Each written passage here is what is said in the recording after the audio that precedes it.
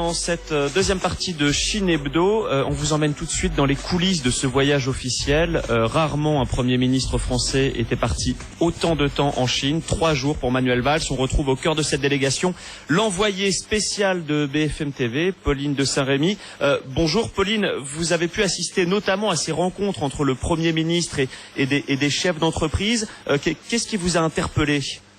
Écoutez Mathilde, il y a eu notamment cette petite phrase qui interpellait beaucoup de monde. En fait, elle ne figurait pas d'ailleurs au discours écrit de Manuel Valls au départ, mais elle a surpris jusqu'aux journalistes locaux qui couvraient cette rencontre entre le Premier ministre et des acteurs économiques chinois. N'ayez pas peur de notre droit social, leur a-t-il dit, pour les convaincre d'investir plus en France, alors que quelques instants plus tôt, il avait vanté les mérites de la loi Macron et qu'il ne cesse de répéter depuis qu'il a posé le pied sur le sol chinois hier matin que trop d'obstacles freinent les échanges commerciaux entre la Chine et la France. Il a cette autre phrase qui est comme un leitmotiv depuis 2 jours, les investissements chinois sont les bienvenus en France. Et hier soir encore en marge de ce déplacement, alors qu'un journaliste l'interrogeait sur les crispations qu'ont pu susciter en France les investissements chinois, notamment dans l'aéroport de Toulouse-Blagnac, il avait eu cette autre phrase hors micro, il ne faut pas céder au vent mauvais. Bref, le sentiment qu'on a ici, c'est que Manuel Valls est prêt à aller très loin pour convaincre les Chinois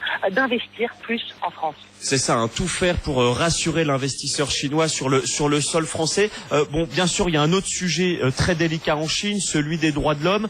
Comment est-ce que cette délégation officielle, comment est-ce que Manuel Valls aborde ce sujet ? Déjà, est-ce qu'il l'aborde et sous quelle forme ?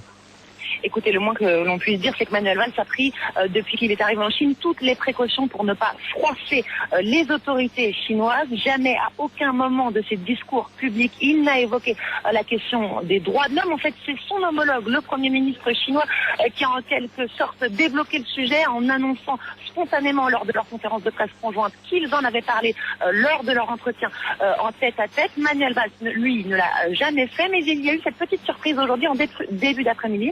On a appris que le Premier ministre avait pris le temps ce matin, très discrètement, de rencontrer des représentants de la société civile chinoise, autrement dit des universitaires, des intellectuels, façon publique de parler de militants des droits de l'homme. Bien sûr, cette rencontre s'est faite totalement à l'abri des regards, sans aucun média, encore une fois, bien sûr, pour ne pas froisser les autorités chinoises. Merci beaucoup Pauline de Saint-Rémy, envoyée spéciale de BFM TV en Chine. Et on reste au cœur de cette délégation officiel, de ce voyage officiel de Manuel Valls, puisqu'on retrouve là-bas un des chefs d'entreprise qui accompagne le Premier ministre. Il s'agit de Pascal Veillat, le PDG de l'ETI Arelis. Bonjour.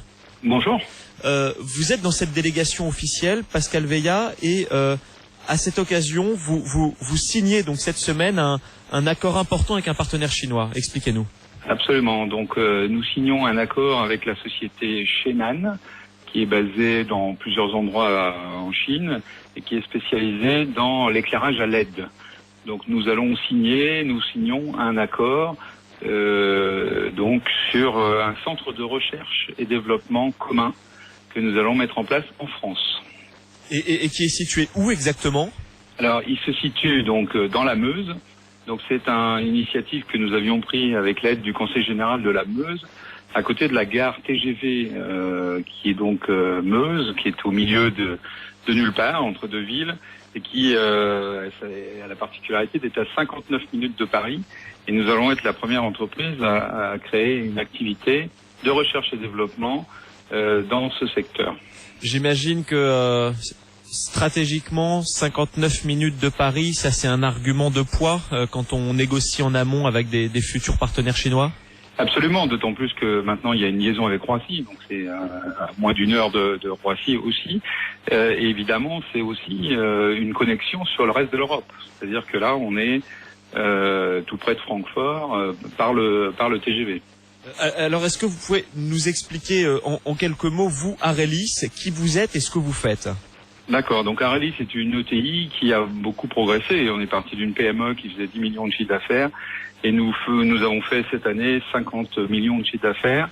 Donc nous avons plusieurs activités dans l'électronique, donc de l'électronique de haute technologie. L'activité traditionnelle d'origine était dans le militaire, donc basée aussi dans la Meuse, au nord de la Meuse. Mais nous nous sommes très fortement diversifiés, notamment par la reprise d'une activité dans le broadcast, dans les émetteurs télé et radio, une activité que nous vendons sous la marque Thomson dans le monde entier. Et nous avons redémarré cette activité d'une manière très conséquente et nous vendons aujourd'hui dans le monde entier des émetteurs pour passer au numérique. Voilà. Et Pascal Veillat, donc je rappelle, vous êtes le PDG de cette ETI à Rhélis. Quel est le lien avec ce partenaire chinois qui lui va se spécialise dans les LED, dans la lumière LED? Donc dans notre développement, nous avons démarré une division énergie dans laquelle nous travaillons actuellement sur les économies d'énergie, l'énergie renouvelable, en lien pour l'instant avec les télécoms et le broadcast pour alimenter les stations de nos clients qui ne sont pas reliés au réseau électrique. Donc autour de cette thématique, de cette business unit d'économie d'énergie, les LED font partie complètement de cette stratégie.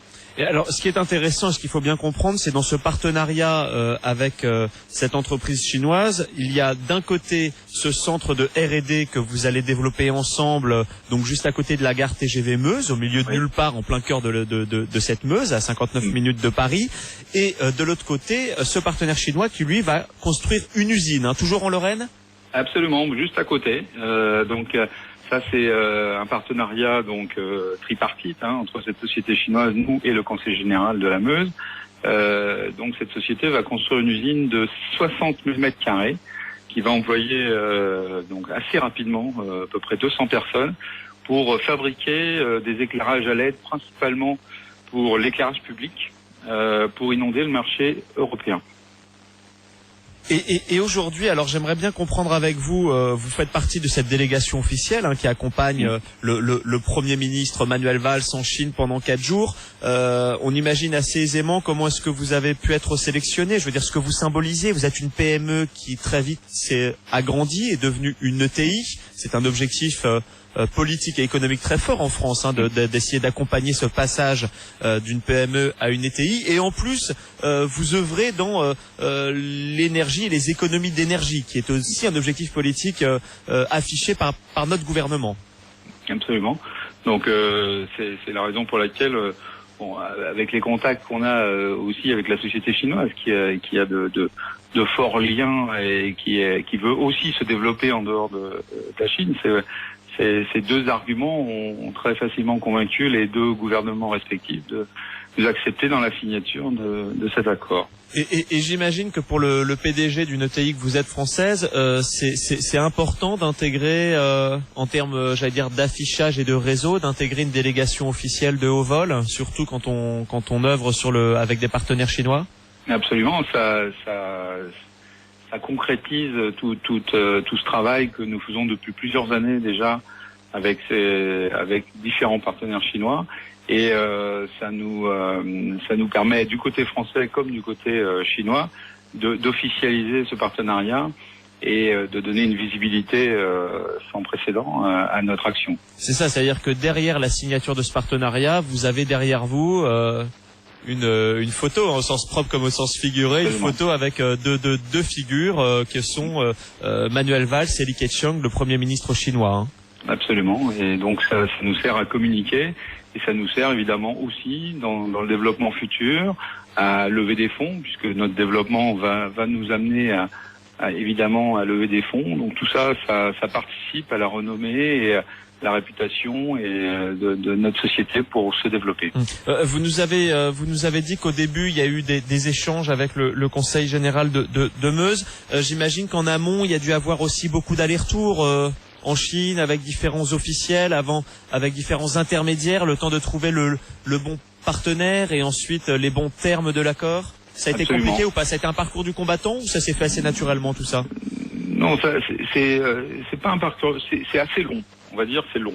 On avait la chance d'avoir rencontré l'intermédiaire que nous avons toujours assez rapidement. Par contre, il est clair que on a fait plusieurs allers-retours en Chine. Il a fallu qu'on rencontre un certain nombre d'entreprises chinoises, de laboratoires chinois, qui sont venus plusieurs fois nous visiter aussi. Donc ça a été un parcours assez long pour que ils puissent nous connaître, qu'on puisse les connaître et qu'on puisse sélectionner à la fois le bon partenaire chinois et dans la bonne thématique.